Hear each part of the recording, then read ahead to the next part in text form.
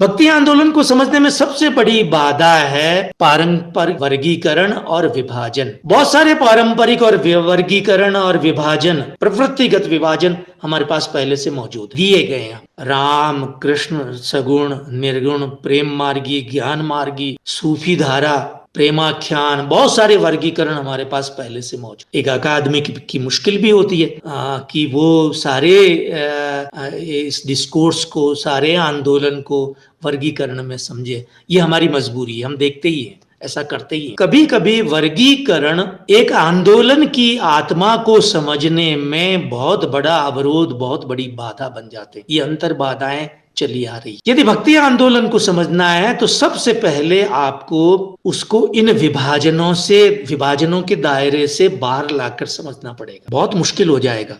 जैसे कबीर सगुण भी हैं और निर्गुण भी हैं। भाव का जो आवेग है उनके भीतर, वो तो सगुण है। मीरा, आप एक पद में, परशुराम चतुर्वेदी के सामने बड़ी मुश्किल हो गई जब उन्होंने मीरा पढ़ना शुरू किया तो, लेकिन क्योंकि विभाजन और वर्गीकरण की आदत और संस्कार उनके मन में थे, इसलिए कभी उन्होंने उसको सगुण कहा, कभी निर्गुण कहा। आप मीरा को अच्छी तरह से पढ़िए तो वो एक पद में अपने को आप उसको सगुण सिद्ध कर सकते हैं, दूसरे पद में वो आपको गलत सिद्ध कर देगी। चालो अगम के देश।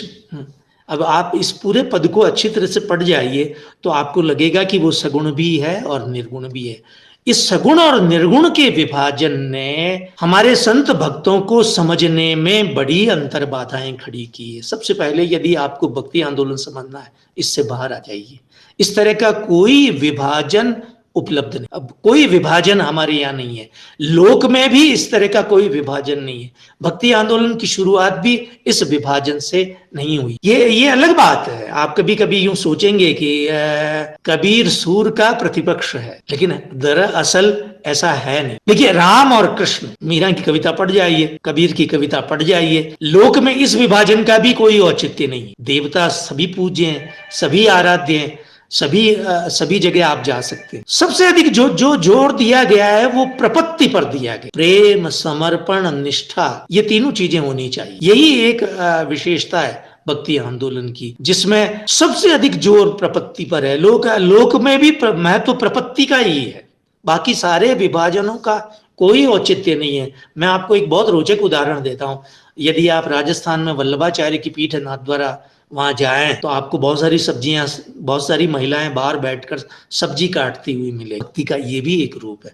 भगवान खाएं, हम अच्छे वस्त्र ले जाते हैं भगवान के। रविन्द्रनाथ टैगोर ने कहा है ना कि जो हमको सबसे अधिक प्रिय है वो हम सब भगवान को देते हैं, जो हमको सबसे अच्छा लगता है वो हम भगवान को समर्पित करते हैं। ये प्रपत्ति भक्ति, किसी प्रकार का विभाजन एक निरंतरता में है। कोई विभाजन और वर्गीकरण से आप भक्ति आंदोलन को समझना चाहेंगे तो आपको लगेगा कि जिसे आप सगुण समझ रहे हैं उसके यहाँ कुछ निर्गुण भी आ गया है।